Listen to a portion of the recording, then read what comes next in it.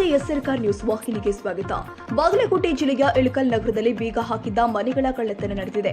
JC ಶಾಲೆ ಬಳಿ ಇರುವಂತಹ ಶರಣ ಬಸವೇಶ್ವರ ಜಾತ್ರೆಯ ನಿಮಿತ್ತವಾಗಿ ರಸಮಂಜರಿ ಕಾರ್ಯಕ್ರಮ ನಡೆದಿತ್ತು. ಬೀಗ ಹಾಕಿಕೊಂಡು ಮನೆಯವರು ರಸಮಂಜರಿ ಕಾರ್ಯಕ್ರಮಕ್ಕೆ ತೆರಳಿದ್ರು. ಈ ವೇಳೆ ರಾತ್ರಿ 12-1 ಗಂಟೆಯೊಳಗೆ 6 ಮನೆಗಳ ಬೀಗ ಒಡೆದಿದ್ದು, ಅದರಲ್ಲಿ 3 ಮನೆಗಳಲ್ಲಿ ಬಂಗಾರ, ಬೆಳ್ಳಿ, ಹಣ ದೋಚಿ ಎಸ್ಕೇಪ್ ಆಗಿದ್ದಾರೆ. ಸುಮಾರು 100 ಗ್ರಾಂ ಬಂಗಾರ, 200 ಗ್ರಾಂ ಬೆಳ್ಳಿ ಸೇರಿ ನಗದು ಹಣ ಕಳ್ಳತನ ಆಗಿರುವ ಬಗ್ಗೆ ಮಾಹಿತಿ ಲಭ್ಯವಾಗಿದೆ. ಕಳ್ಳತನ ನಡೆದ ಸ್ಥಳಕ್ಕೆ ಡಾಗ್ ಸ್ಕ್ವಾಡ್, ಫಿಂಗರ್ ಪ್ರಿಂಟ್ ಎಕ್ಸ್ಪರ್ಟ್ಗಳು ಪರಿಶೀಲನೆ ನಡೆಸಿದ್ದು, ಹುನಗುಂದ ವಿಭಾಗದ ಡಿವೈಎಸ್ಪಿ ವಿಶ್ವನಾಥ ಕುಲಕರ್ಣಿ, ಹುನಗುಂದ ಸಿಪಿಐ ಸನಿಲ್ ಸವದಿ ನೇತೃತ್ವದಲ್ಲಿ ಖದೀಮರಿಗಾಗಿ ಹುಡುಕಾಟ ನಡೆಸಲಾಗುತ್ತಿದೆ.